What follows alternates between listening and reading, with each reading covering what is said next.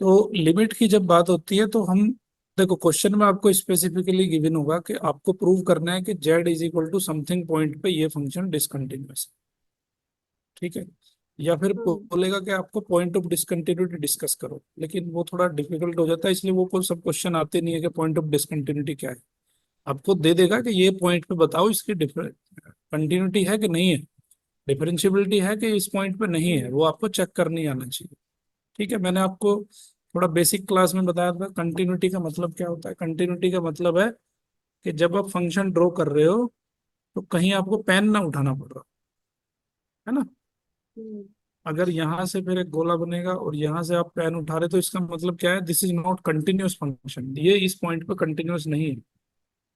समझ गए बात। तो हाँ। जब बात करेंगे यहाँ कॉम्प्लेक्स सिनेरियो में, कॉम्प्लेक्स नंबर के सिनेरियो में जब हम बात करेंगे, कॉम्प्लेक्स फंक्शंस की जब हम बात करेंगे, तो लिमिट का यूज करते हुए हम कंटिन्यूटी फाइंड करेंगे। ठीक है। लिमिट के कंसेप्ट वही कंसेप्ट हैं जो आपने ट्वेल्थ क्लास में पढ़े। ओके। तो अब यहाँ पे देखो, रियल में तो क्या होता था, आपके पास एक्स एक वेरिएबल होता था, वन डायमेंशनल होता था, और आप क्या करते थे, सीधा सीधा लिमिट पुट कर देते थे। बट कॉम्प्लेक्स नंबर में ऐसा नहीं है। कॉम्प्लेक्स नंबर में क्या है कि आपको, आप जा रहे हो अगर x tends to x zero से जा रहे हो और आपको यहाँ पे z tends to z zero है, तो यहाँ पे अप्रोच आपका डिफरेंट डिफरेंट होता है कॉम्प्लेक्स नंबर में। मैंने आपको बताया था, आपको शायद याद हो, कि आप इस पॉइंट से x tending to x zero, मतलब आप एक्स से कोई पॉइंट है, उस पॉइंट की तरफ आपको जाना है। ठीक है। You are tending from one point to another point. अब यहाँ पे अगर मान लो एक ओरिजिन है, ओरिजिन से और इस पॉइंट तक आपको पहुंचना है, तो you have so many paths, different रास्ते आपके पास है यहाँ से यहाँ तक पहुंचने के लिए। ओ से ए तक पहुंचने के लिए बहुत सारे रास्ते हैं, है ना। तो कॉम्प्लेक्स, यहाँ रियल सिनेरियो में आपको सीधा सीधा जाना है, बट कॉम्प्लेक्स सिनेरियो में डिफरेंट कैटेगरीज हैं। आप चाहे यहां से यहां जाओ, चाहे यहां से ऐसे जाओ, चाहे ऐसे जाके फिर ऐसे जाओ, आपका आंसर सेम आना चाहिए तीनों तरीके से। समझ में आई बात। तो जब आप लिमिट फाइंड करोगे तो वहां किसी भी तरीके से लिमिट फाइंड कर लो, आपका आंसर जो है सेम आना चाहिए। बात समझ में आई। ठीक है। अभी वो चीज हम यहाँ पे देखेंगे कि अगर हमें डिसकंटिन्यूटी दिखाना है तो हम सिर्फ ये दिखा देंगे कि भाई लिमिट को जब हम ऐसे कैलकुलेट कर रहे हैं तो कुछ और आ रही है, जब हम ऐसे कैलकुलेट कर रहे हैं तो कुछ और आ रही है, जब हम ऐसे कैलकुलेट कर रहे हैं तो कुछ और आ रही है। हम किसी भी दो पाथ से उसको डिफरेंट दिखा सकते हैं अगर हमें डिसकंटिन्यूअस दिखाना है। ठीक है। और कंटिन्यूटी के केस में आप किसी भी पाथ के अलोंग जाओ, आपका आंसर सेम ही आने वाला है। अब मैं आपको सिखाऊंगा कि कैसे हम डिफरेंट पाथ्स के थ्रू जाके लिमिट को चेक करते हैं, कैसे हम उसको कैलकुलेट करते हैं। क्लियर है। तो अगर आपकी सारी लिमिट सेम आ रही है तो दैट मीन्स, अब ये एक एग्जांपल लिया, बड़ा सिंपल सा एग्जांपल है। ठीक है। तो यहाँ पे हमारे पास किसी पाथ के अलोंग जाने के पहले क्या किया आपने, x tending to zero. Hello, आपकी आवाज नहीं आ रही मुझे, मेरी आ रही है आपको आवाज। हाँ, बीच में नहीं आ रही थी, अभी आ रही है। ओके। तो मैं आपको यहाँ दिखा रहा हूँ कि आपको जेड से इस एक्स वाई तक पहुंचना है, यहाँ से ओरिजिन से और इस जेड पॉइंट तक पहुंचना है, एक्स वाई तक। तो आपके पास बहुत सारे तरीके हैं। पहले तरीका, आप एक्स एक्सिस पे जाओ फिर आप जेड पे चले जाओ, फिर जेड एक्सिस पे जाओ फिर आप वाई एक्सिस पे जाओ, फिर आप जेड पे चले जाओ, आप सीधे निकल जाओ, आप ऐसे घूम घूम के जाओ। ठीक है। तो बहुत सारे तरीके हैं, तो हमारा जो आंसर है सब तरीकों से सेम आना चाहिए। अब देखो पहला तरीका क्या है। पहला तरीका है कि x tending to zero. X tending to zero कहाँ होता है, वाई एक्सिस बाय पे। एक्सेस को। दैट मीन्स ये का जो तरीका है, हमारा पहला तरीका है कि पहले हम वाई एक्सिस पे जा रहे हैं और फिर हम एक्स एक्सिस पे चल रहे हैं। तो पहले हम्म। एक्स टेंडिंग टू जीरो करेंगे, फिर वाई टेंडिंग जीरो करेंगे। समझ में आई बात। तो हम अलोंग वाई हाँ। एक्सिस चले, उसके बाद हम अलोंग एक्स एक्सिस। दूसरा तरीका, पहले हम एक्स एक्सिस पे गए तो एक्स एक्सिस पे जाएंगे तो वाई टेंडिंग टू जीरो हो जाएगा, फिर हम वाई एक्सिस पे चले तो एक्स टेंडिंग टू जीरो। ठीक है। हम्म। अब दूसरा तरीका है, किसी कर्व के अलोंग चले हम। ये एक स्ट्रेट लाइन है, y is equal to m x. ठीक है। तो हम इसके अलोंग चले।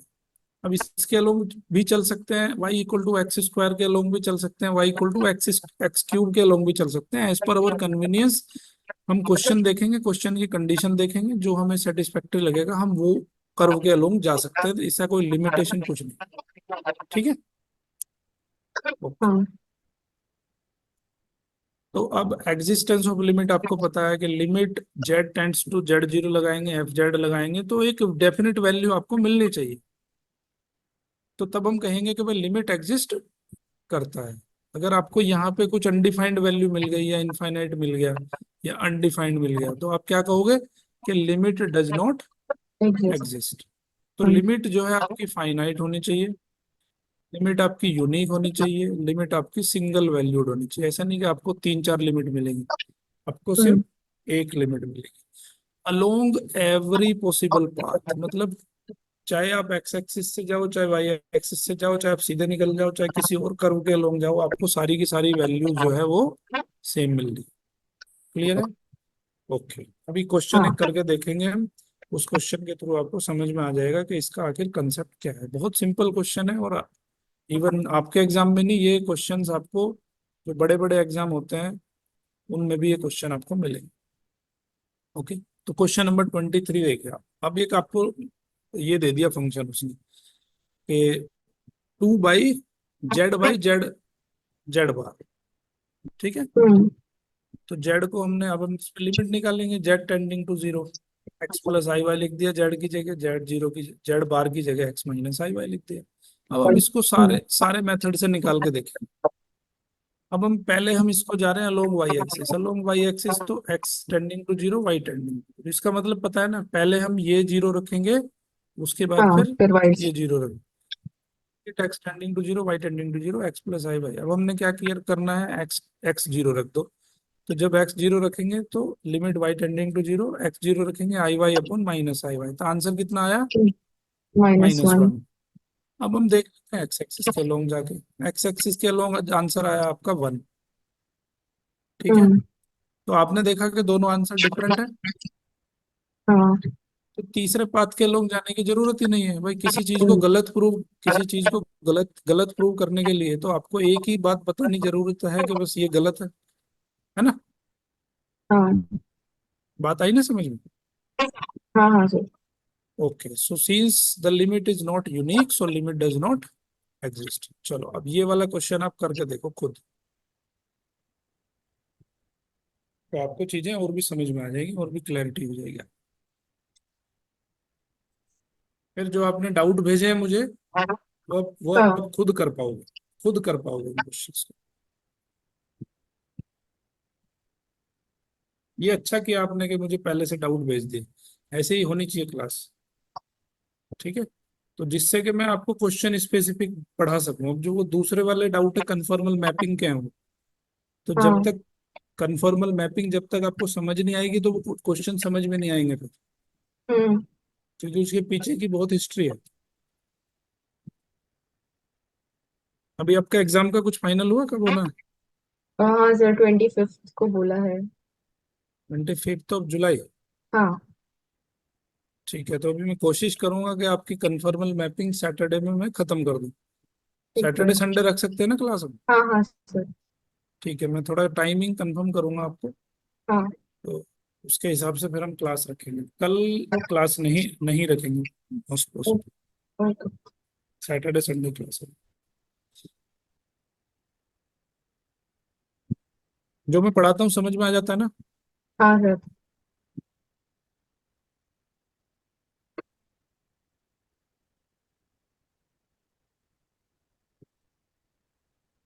कुछ अगर आपका सजेशन है तो सजेशन भी बता सकते हो।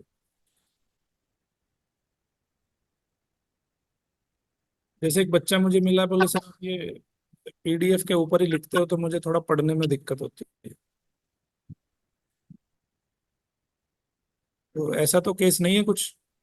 नहीं नहीं सर। तो इसका मतलब है कि उसका ध्यान सिर्फ लिखने पे है, उसका ध्यान समझने पे नहीं है।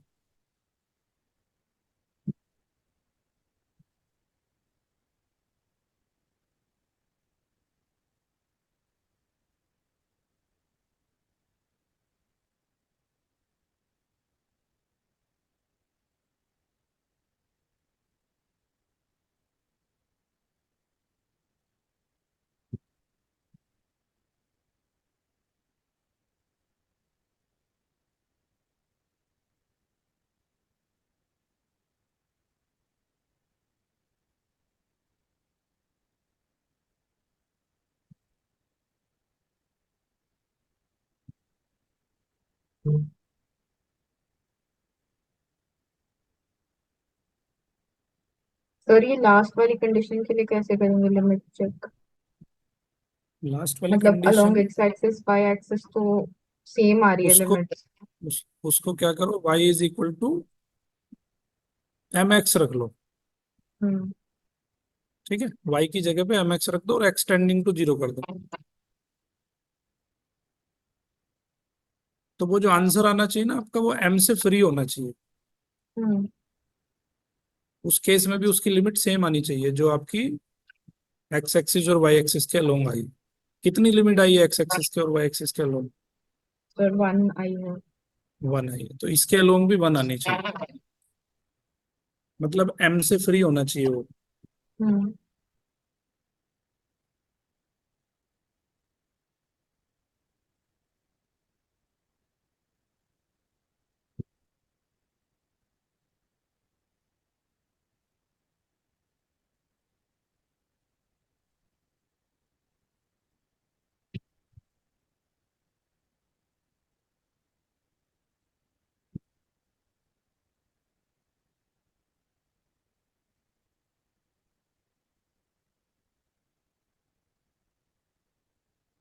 सर एम से डिपेंडेंट ही आ रही है, मतलब लिमिट हाँ, तो एग्जिस्ट कर सकती। इसका मतलब है कि डिफरेंट m के लिए उसकी वैल्यू डिफरेंट हो जाएगी।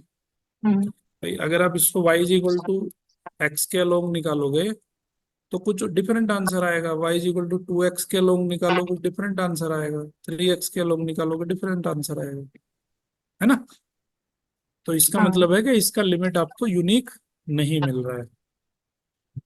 तो that means it's limit does not exist. Exist. बात समझ में आई? हाँ सर। कॉन्फिडेंस मिला? हाँ। Okay, so depends upon m, so its path y is equal to x, it will have different values। आपको लिखना है ये। ठीक है, it depends upon m, so on path y is equal to x, y is equal to 2x 3x, it will have different values, so limit is not always finite, so does not exist। Hmm. Clear? हाँ sir. Okay, ये इसकी definition होती है। हम्म। अगर limit exist होती है तो F Z minus f z zero, वो जो उसका मोड होगा, वो कुछ, उसका जो डिफरेंस होगा वो कुछ ना कुछ पॉजिटिव होगा। ठीक है, देखो सिंपल सिंपल बातों में इसको ये समझ लो। अगर आपके पास ये कोई कर्व है, ठीक है, और ये मान लो एफ जेड है, और ये मान लो एफ जेड जीरो है, तो इन दोनों का अगर हम डिफरेंस निकालेंगे, तो मोड इसीलिए लगाया मैंने। मोड क्यों लगाया है? कि दोनों का अगर डिफरेंस निकालेंगे तो वो कुछ ना कुछ वैल्यू जरूर रहेगी। क्लियर है? उसका यही मतलब है बस। और इन दोनों का डिफरेंस भी कुछ ना कुछ वैल्यू देगा। हम्म। जीरो नहीं होगा ये जीरो नहीं होगा। ओके, तो ये हो गई लिमिट की definition. So if a function fz is a complex variable function, then the limit of fz at point z0 exists if and only if for every value of, इसका पता है सिंबल का नाम क्या है? फॉर एवरी वैल्यू ऑफ, लिखो इसको। नहीं पता? v उल्टा कर दो और फिर उसको ऐसे कट कर दो। ए उल्टा ए, बट हाँ। Arrow arrow through and through रहेगा। फॉर एवरी वैल्यू ऑफ,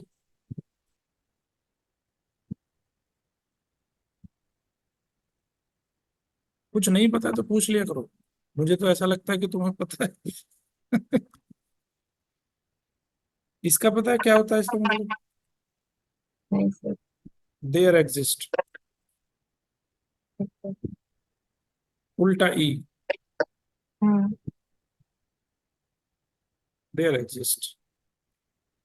तो इसका मतलब है कि for every value epsilon, epsilon इसका नाम है epsilon, E F S I O L O, Greek letter. तो epsilon greater than zero, there exist sigma greater than zero. मतलब ये एप्सिलॉन और सिग्मा दोनों जीरो से ग्रेटर बड़े देन। रहेंगे हमेशा। हम्म। ठीक है, तो अब F Z minus f z zero का जो बार होगा, मोड होगा, वो एप्सिलॉन आएगा।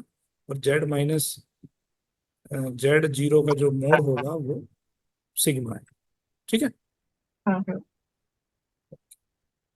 चलें आगे। हाँ।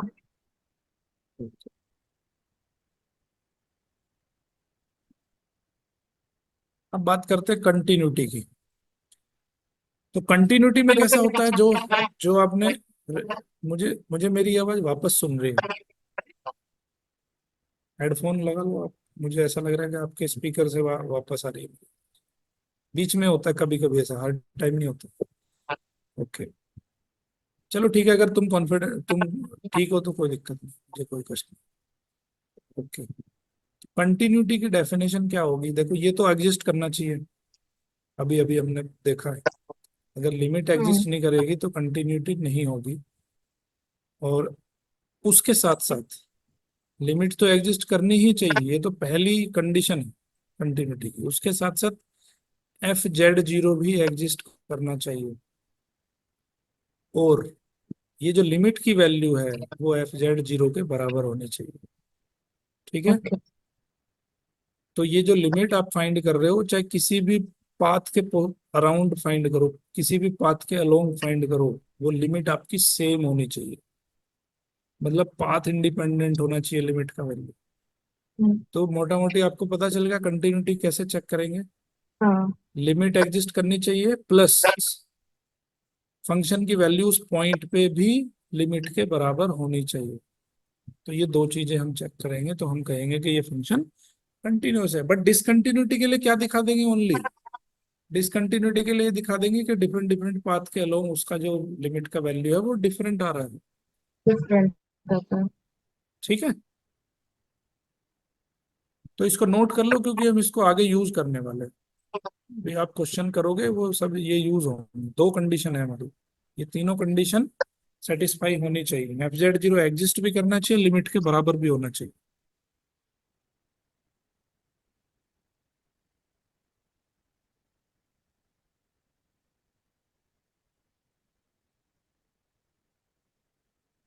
तो जो आपने डाउट भेजे हैं बस यही आपके सिलेबस में है या कुछ और भी है? नहीं सर, मतलब ये तो क्वेश्चंस मैंने सॉल्व किया है, बाकी वो जो उसके मिले थे हमें कॉची वगैरह के, वो तो उसमें नहीं है डाउट। उसके मेरे पास ओके, क्वेश्चंस नहीं है। उसके सीरीज जो है टेलर्स और लॉरेंस के, उसके सिर्फ दो तीन क्वेश्चंस है।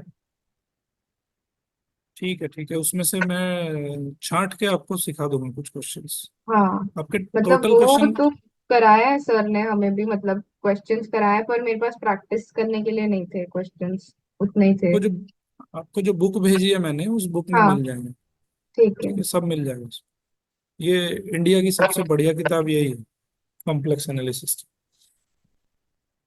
ठीक है, लिख लिया आपने? हाँ सर। ठीक है, और जो कंटिन्यूटी की जो f(z)and g(z) are to continuous function, तो दोनों का सम करेंगे वो भी कंटिन्यूस होगा, डिफरेंस करेंगे वो भी कंटिन्यूस होगा, मल्टीप्लीकेशन करेंगे वो भी कंटिन्यूस होगा, डिवीजन करेंगे वो भी कंटिन्यूस होगा, लेकिन g(z)(0) नहीं होना चाहिए।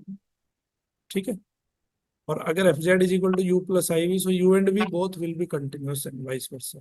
तो अगर कोई f(z) फंक्शन कंटिन्यूअस है तो उसका रियल और इमेजिनरी पार्ट भी अपने आप में अलग अलग कंटिन्यूअस होंगे। हम्म। चलो अब ये वाला क्वेश्चन जरा देखो। हाँ, शो दैट द फंक्शन f(z)=रियल part of z on z is not continuous at the origin. मतलब आपको 0 0 पे इसको चेक करना है कि ये कंटिन्यूस नहीं है। तो क्या क्या करोगे इसके लिए बताओ? पहले लिमिट फाइंड करेंगे। हाँ, लिमिट फाइंड करोगे, आप दिखा दोगे कि डिफरेंट पाथ के अलोंग इसका लिमिट डिफरेंट आ रहा है। हम्म। ठीक है, करो ट्राई।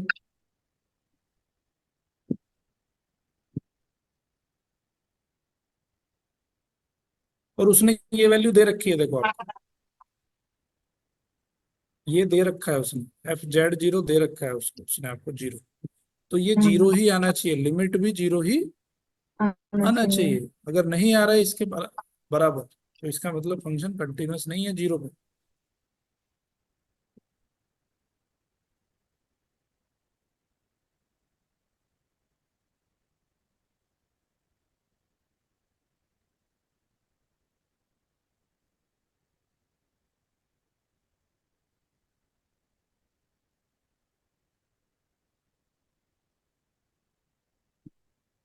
थाने में अभी भी ट्रैफिक रहता है या कुछ सुधार हुआ है?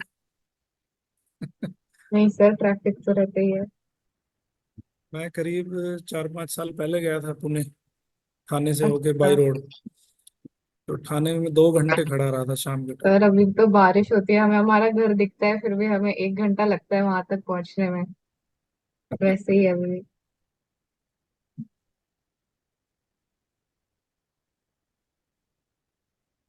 क्या प्लानिंग है आपकी ग्रेजुएशन के बाद, मास्टर डिग्री? हाँ सर, मास्टर्स के लिए अभी तो अप्लाई किया है, एंट्रेंस भी दिया है, अब रिजल्ट आएंगे थोड़े टाइम में। तो कहाँ ले रहे हो एडमिशन? सर अभी 2 जगह अप्लाई किया है वहाँ पे, मतलब एक तो एनएफएसयू पे किया है, वो तो गांधीनगर में है, और दूसरा बैंगलोर में है। ओके। एनएफएससी गांधीनगर, गुजरात। हाँ। Very good place, I have stayed 10 years इन गांधीनगर। ओ। बहुत प्यारी जगह है, वहां से आने का मन नहीं करेगा तुम्हारा। जब गांधीनगर से ठाणे जाओगे तो देखोगे, अरे गांधीनगर में तो भीड़ ही नहीं है, रोड खाली पड़े रहते हैं। मुंबई में तो हर जगह भीड़ है सर। हम्म। बैंगलोर भी अभी क्राउडेड हो हाँ गया है। सर। क्या सर? बैंगलोर भी क्राउडेड हो गया है अभी बहुत। हाँ, बैंगलोर में भी बहुत ट्रैफिक। आगे आंसर। हाँ सर। सेम नहीं आ रहा है लिमिट, एक 0 आ रहा है और एक पे 1 तो। ये 0 आया, ये 1 आया। ठीक हम्म। है। सो नॉट कंटिन्यूस, चलो ये वाला करो। जेड, जेड इंटू जेड बार।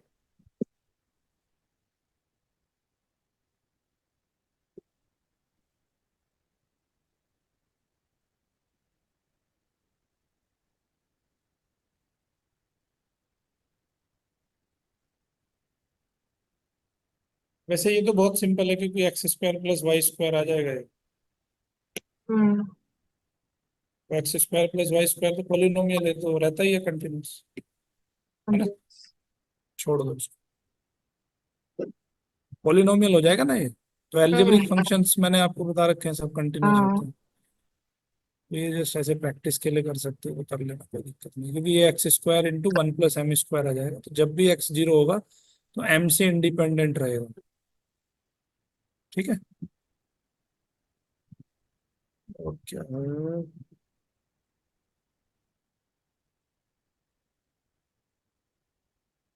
ये वाला देखो, क्वेश्चन नंबर 27। अभी आपके सारे क्वेश्चन हो जाएंगे जो डाउट आपने भेजे, उनको मैं टच भी नहीं करूंगा, उनको आप खुद ही कर लोगे।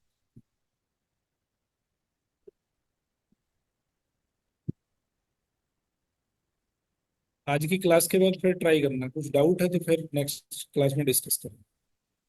ओके।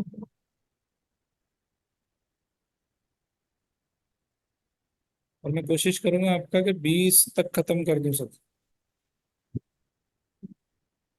जिससे आप प्रिपेयर भी करना है ना। हाँ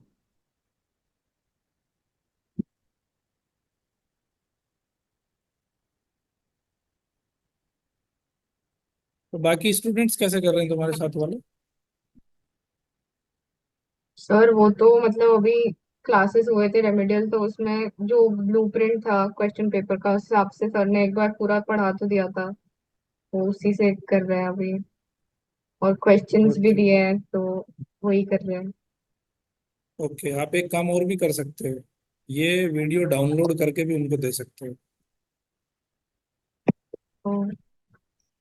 अपनी पास्ट क्लासेस में जाओगे तो वहाँ पे डाउनलोड का ऑप्शन है, hmm. You can download it and keep it save.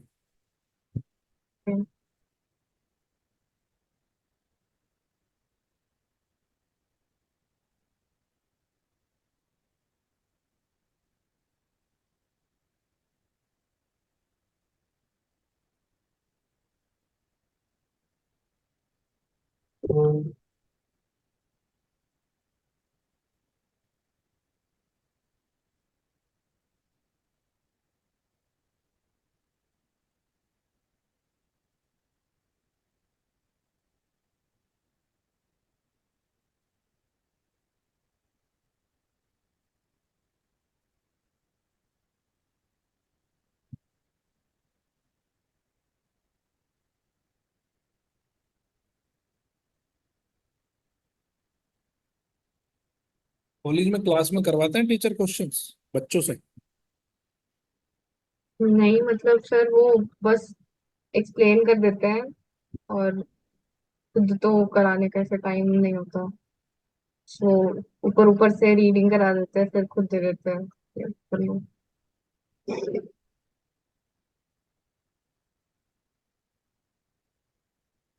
उसमें क्या है ना, बच्चों को कॉन्फिडेंस नहीं आ पाता। जो ब्राइट बच्चे हैं वो तो सीख जाते हैं, हम्म। जो थोड़े से लो हैं वो बच्चों में कॉन्फिडेंस ही नहीं आ पाता है। देखने में सब इजी लगता है, फिर करने बैठो तो जब बीच में कुछ जब याद नहीं आता। जब खुद से करते हैं तो हाँ। कुछ नहीं आता फिर।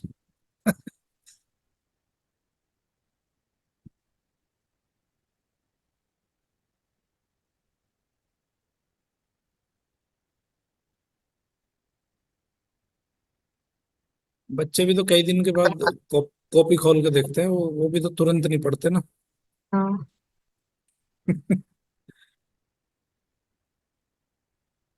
सर, इस पे भी एम पे डिपेंडेंट ही आ रही है वैल्यू। एम पे डिपेंड आ रही है तो नहीं हाँ। होगा कंटिन्यूस।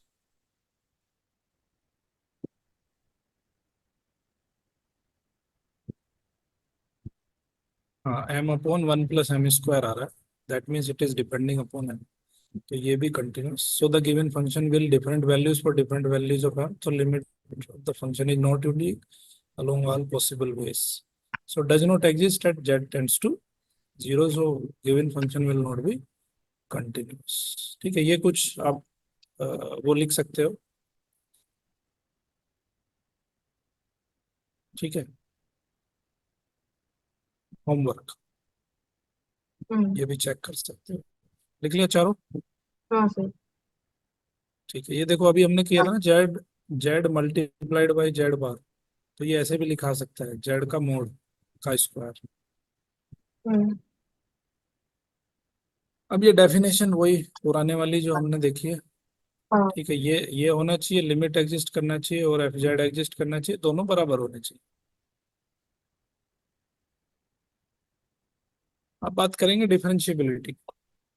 तो डिफरेंशिएबिलिटी का जो बेसिक फॉर्मूला होता है वो ये होता है, limit Z tends to z zero, z zero पे आप डिफरेंशियल कोफिशिएंट निकालते हो, यानी कि एफ डैश जेड जीरो।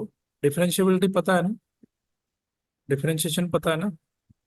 हाँ हाँ डिफरेंट। हाँ, क्योंकि यहाँ करना पड़ेगा। तो f dash z zero is equal to, अब म्यूट है, म्यूट हो गया। F dash z zero is equal to limit Z tends to z zero F Z minus f z zero upon z minus z zero. ये formula हमने twelfth class में भी पढ़ा है। हम्म। डिफरेंशिएशन, डिफरेंशियल कोफिशिएंट निकालने का तरीका है भाई, फर्स्ट प्रिंसिपल, है ना?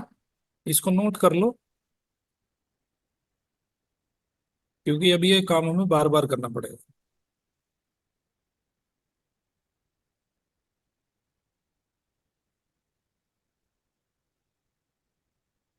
अभी हम क्या कर रहे थे, हम सिर्फ limit Z tends to z zero F z निकाल रहे थे। हाँ। अभी हमारे पास ये भी बहुत सारी चीजें हो गई है, मतलब इस पे लिमिट अभी हमें निकालनी पड़ेगी। हम्म। ओके, तो ये कब एग्जिस्ट करेगा? ये एग्जिस्ट कब करेगा? जब ये डिफरेंट कंडीशन इसको फुलफिल करेगा। तो इसकी कंडीशंस क्या क्या है? पहली कंडीशन, ये जो एफ डैश जेड जीरो है वो यूनिक होना चाहिए, फाइनाइट होना चाहिए, सिंगल वैल्यूड होना चाहिए अलोंग एवरी पॉसिबल पाथ। तो ये जो लिमिट आप निकाल रहे हो, ये लिमिट चाहे आप किसी भी पाथ के अलोंग जाओ, it must be unique, finite, undefined भी नहीं होना चाहिए, हम्म। और सिंगल वैल्यूड है। मतलब सिंगल, ऐसा नहीं कि किसी पाथ के अलोंग जा रहे तो वन मिल रहा है, किसी पाथ के अलोंग जा रहे जीरो मिल रहा है। तो यूनिक होना चाहिए, सिंगल वैल्यूड होना चाहिए। ऐसा नहीं कि एक पाथ के अलोंग जाने पे आपको दो लिमिट मिल रही है, प्लस वन भी मिल रहा है और माइनस वन भी मिल रहा है। No, it it can not be two, it must be unique, finite होना चाहिए। It must be independent of all paths along with, ये आपको पता ही है, इंडिपेंडेंट होना चाहिए पाथ से, पाथ से कोई फर्क उसको नहीं पड़ना चाहिए। ठीक है। अच्छा, एक और चीज, अगर कोई फंक्शन आपका डिफरेंशिएबल है तो वो 100% कंटिन्यूअस होगा। ठीक है, ओके। सो हाँ। डिफरेंशिएशन जो है 100% कंटिन्यूअस होगा, बट इसका वाइस वर्सा ट्रू नहीं होता है। इट मे और मे नॉट बी। ठीक है। हाँ सर। मैथमेटिकली समझ में आ गया ना आपको? हाँ। Differentiable function, every differentiable function is continuous, but every continuous function may और may not be differential. Differentiable. ये चीज आपको ध्यान रखना। चलो अब सीधा क्वेश्चन करते हैं। 28 नंबर, ट्राई करो। कंटिन्यूअस तो है ये, बट ये डिफरेंशिएबल नहीं है।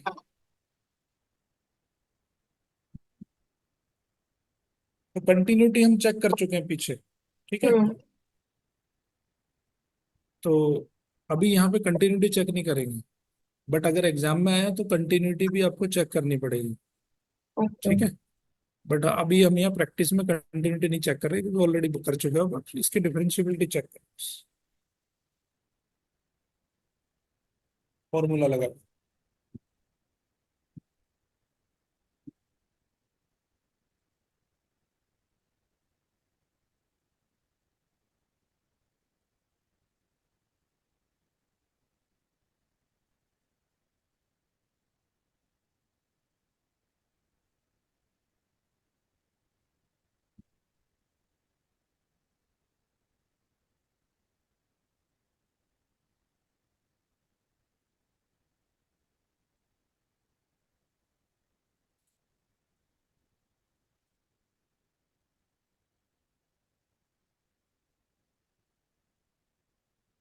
F(Z)0 की वैल्यू क्या होगी?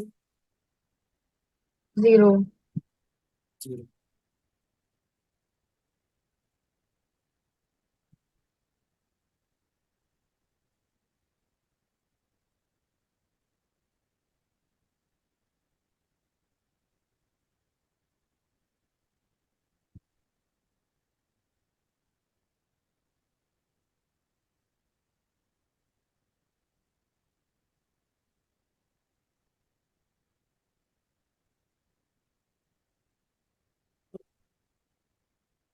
दिमाग तो तुम्हारा फोरेंसिक वाला ही है।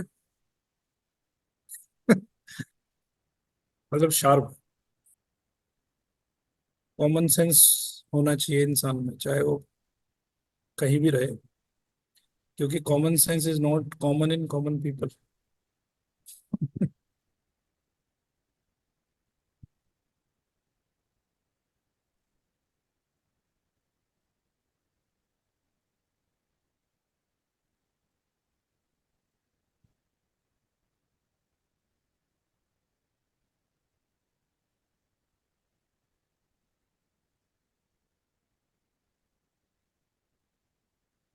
अगर किसी की तलाशी लेनी है ना, हाँ सर। और उस और हाथ में छोटा सा चाकू ले ले, वो मुट्ठी बंद कर ले, तो मैं बता रहा हूँ आपको 99% लोग तलाशी में ढूंढ नहीं पाएंगे कि इसके हाथ में चाकू। हर जगह ढूंढ लेंगे सर, वहां नहीं। हाँ, हर जगह ढूंढेंगे, उसका मुट्ठी नहीं खुलवाएंगे। ये मेरे साथ लाइव हुआ है। मेरे मेरा एक फ्रेंड था, तो वो कॉपी कर रहा था एग्जाम हॉल में बैठ के। उसने क्या किया, अपने हाथ में रख लिया पेपर। तो उसका पूरे कपड़े वपड़े निकलवा के, उसकी पूरी शीट वीट हिला के, वो पता था, वो दिख रहा था कि कॉपी तो कर रहा है ये। दूर से दिख रहा है कि कॉपी कर रहा है, बट कोई ढूंढ नहीं पाया कि कहाँ पे है।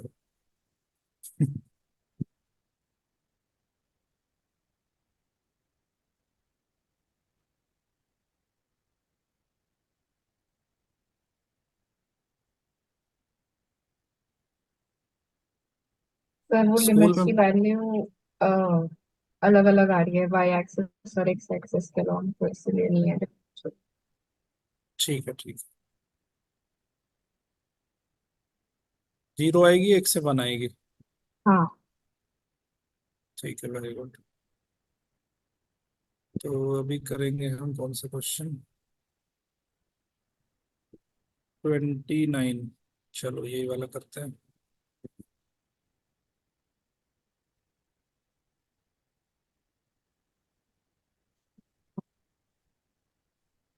अभी ये चीज देखो, इस क्वेश्चन की खासियत कि ये डिफरेंशिएबल खाली ओरिजिन पे ही है, बाकी कहीं डिफरेंशिएबल है ही नहीं।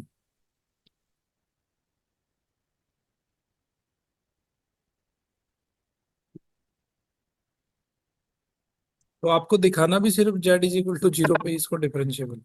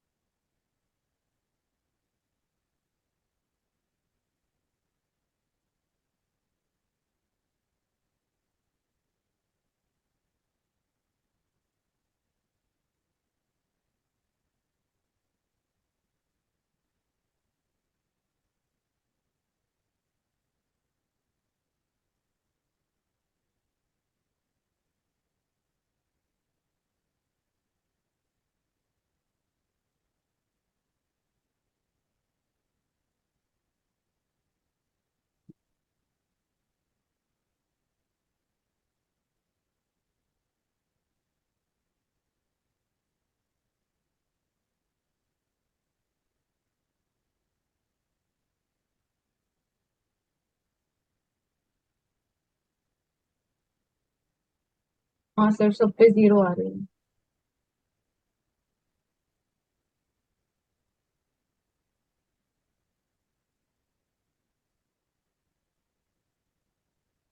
कंटिन्यूस तो होगा ही होगा।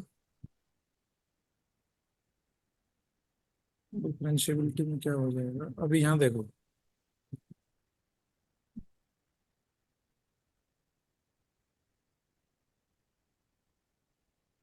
तो ये आ जाएगी एफ डैश जीरो आ जाएगा, limit Z tends to zero x square plus Y square upon x plus i y. अभी अलोंग वाई एक्सिस निकाली जीरो आई, एक्स एक्सिस के अलोंग जीरो आई, और जब हम y is equal to m x के अलोंग गए तब भी जीरो आ रही है। जीरो है, हाँ। लेकिन वो जीरो कब आ रही है? जब एक्स की वैल्यू जीरो है। हम्म। अगर एक्स की वैल्यू जीरो नहीं है तो it will give you different answer. ठीक है। सो इट इज हाँ। Only differentiable at x equal to zero. समझ में आई बात? हाँ सर। तो एक्स ओरिजिन पे ही खाली वो डिफरेंशिएबल है, बाकी सब जगह नॉट डिफरेंशिएबल, क्योंकि ये एम पे डिपेंड करेगा फिर।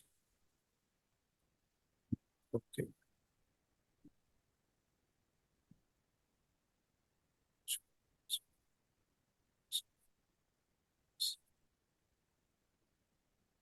अब एक और तरीका है।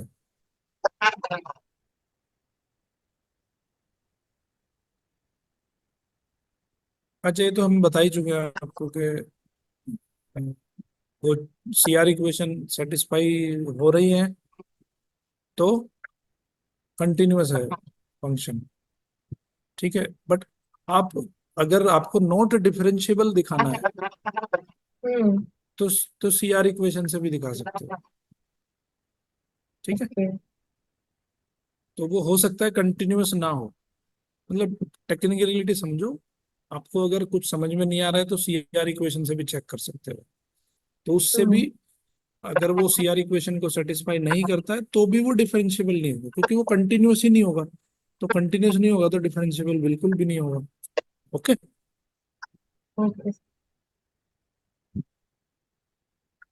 तो analyticity of a function single valued होना चाहिए, शुड हैव यूनिक डेरिवेटिव। अब बात करते हैं एनालिटिक फंक्शन कैसे होते हैं। तो एनालिटिक फंक्शन कंटिन्यूअस होना चाहिए, पहली बात।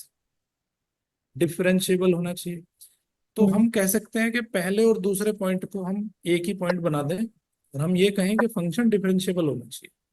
हाँ। ठीक है। हाँ। और वो तीसरा पॉइंट भी अपने आप ठीक हो जाएगा फिर। हम्म। सीआर इक्वेशन तो सेटिस्फाई करेंगी करेंगी अगर।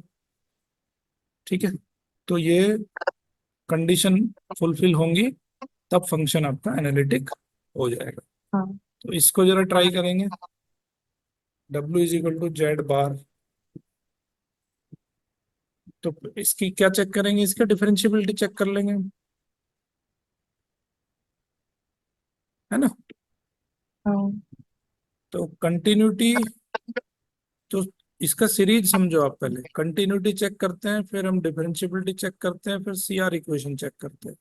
तो तीनों कंडीशन में अगर कोई भी कंडीशन फुलफिल नहीं होती है तो हम कहेंगे कि फंक्शन हमारा एनालिटिक नहीं है। हम्म। ओके। ये हाँ। सीक्वेंस होता है, इस सीक्वेंस को लिख लो आप कि एनालिटिसिटी होने के लिए आपका फंक्शन कंटिन्यूटी होना चाहिए, डिफरेंशियबिलिटी और सीआर इक्वेशन, तीनों कंडीशन जो है सेटिस्फाई होनी चाहिए। लिख लिया। हाँ सर।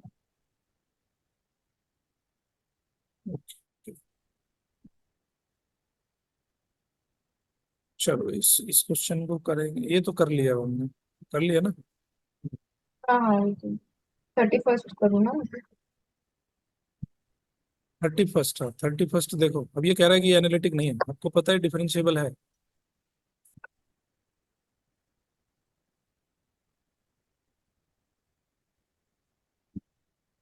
ये जीरो पे डिफरेंशिएबल है, अभी चेक किया था ना हमने।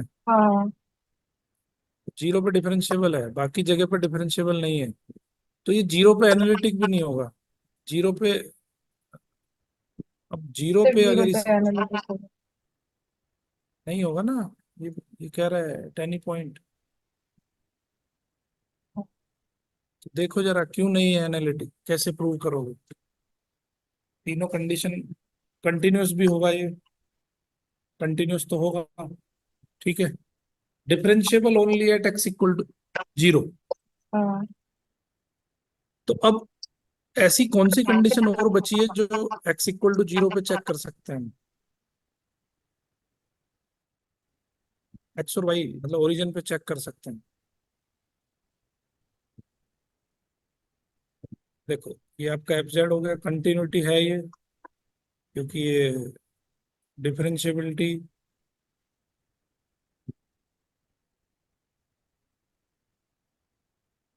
सी आर इक्वेशन में देख रहे हो फाइनाइट है, कंटिन्यूअस हो जाएगा। अब ये देखो D U by D X और D U by D Y. D U by D X कितना आ रहा है टू है। और D U by D Y कितना आ रहा है, टू है। 2y। अब ये दोनों इक्वल कब होंगे, जब एक्स और वाई की वैल्यू जीरो होगी, है ना। नहीं तो ये हम्म। इक्वल नहीं होंगे किसी भी पॉइंट पे। समझ में आई बात। हाँ सर। तो ये केवल जीरो पे ही, इसकी ओरिजिन पे ही सेटिस्फाई कर रहा है सीआर इक्वेशन को, बाकी किसी पॉइंट पे सेटिस्फाई नहीं करेगा। तो इसीलिए ये जो फंक्शन होगा आपका एनालिटिक, ये होगा। CR equation are not satisfied except at origin. Origin के अलावा ये कहीं भी उसको सेटिस्फाई नहीं कर पा रहा है सीआर इक्वेशन को, बट आपकी CR equation must be satisfied everywhere. Hmm. So the function is not differentiable at any point accept at origin. ठीक है। हाँ sir. So the given function is continuous everywhere but not differentiable anywhere. वो हमेशा सब जगह पे differentiable होना चाहिए, बट वो ओरिजिन पे ही खाली डिफरेंशिएबल है। सो the given function is not analytic at any point. वो हर पॉइंट पे डिफरेंशिएबल होना चाहिए, not on a single point. Clear है बात। हाँ सर। ओके, ये थोड़ा लिख लो इसको, ये काम आएंगे आपके आगे। Del u by del x कैसे फाइंड कर सकते हो भाई? ठीक है, ये भी एक तरीका है del u by del x find करने का।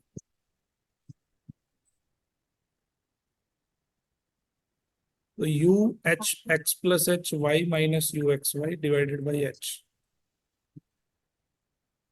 कहीं कहीं यूज करना पड़ेगा इसको। जहां पे आपको यू और वी सेपरेट दे रखा होगा, डिफरेंशिएशन आप ऐसे भी कर सकते हो।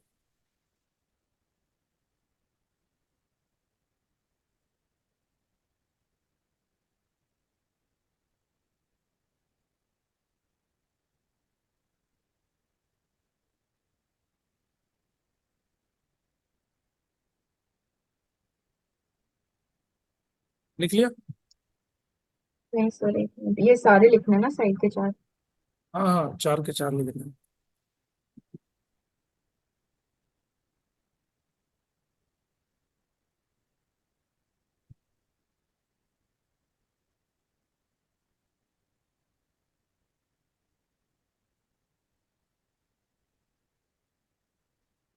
जिसके रेस्पेक्ट में डिफरेंशिएशन है उसी में ऐड कर रहे हैं हम।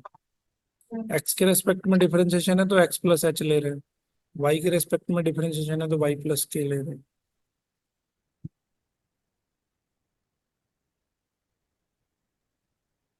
हाँ सर, लिख दिया। एक्स वाई क्या है? Point on which we are suppose to find derivative. H के क्या है? Small change in the values of x and y respectively. खत्म हो गया क्या? चलो ये क्वेश्चन एक बार ट्राई करके देखो, ये आपके उसमें डाउट में भी है हम्म। है ना? सी आर इक्वेशन सेटिस्फाई कर रहा है बट एनालिटिक नहीं, ओरिजिन पे।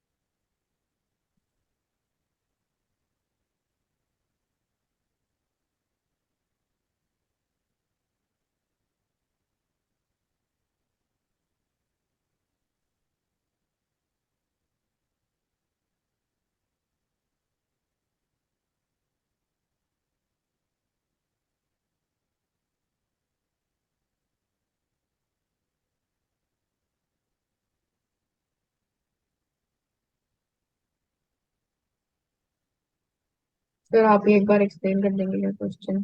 हाँ हाँ प्लीज। सबसे पहले बताओ एनालिटिसिटी के लिए क्या क्या होना चाहिए? कंटिन्यूटी होनी चाहिए, डिफरेंशिएबिलिटी और फिर सीआर इक्वेशन। ठीक है, तो अब इसमें से कोई एक मिसिंग होगा। वो सी आर इक्वेशन तो वो खुद ही कह रहा है कि C R equation are satisfied. ठीक है, तो ये हो गया तुम्हारा एक्स वाई। तो अब इसमें वी तो मिसिंग है, हाँ। ओनली रियल पार्ट है, तो यू की value X Y under root आ गई, वी की वैल्यू जीरो हो गई। तो हम्म। ये इसने del u del x del v ये सब निकाल लिए हैं, बट उसको सिंपल डिफरेंशिएशन से भी निकाल सकते हैं, ये हम्म। फॉर्मूले लगाने की जरूरत है नहीं। ठीक है, तो वो हम्म। निकालोगे तो वो सेटिस्फाई करेगा उसको। अब क्या है इसमें, अब आते हैं मुद्दे की बात पे। तो ये वाला देखो डिफरेंशिएबिलिटी, देखो at origin F dash zero होगा तुम्हारा, limit Z tends to zero F Z minus, तो ये रख दिया हमने, ये रख दिया एक्स वाई का अंडर रूट माइनस जीरो, ऊपर लिख दिया X Y upon x plus hmm. I Y. ठीक है, अब यहाँ पे क्या एग्जिस्ट करता है इसका लिमिट, पाथ, पाथ देखो पाथ चेंज करेंगे ना,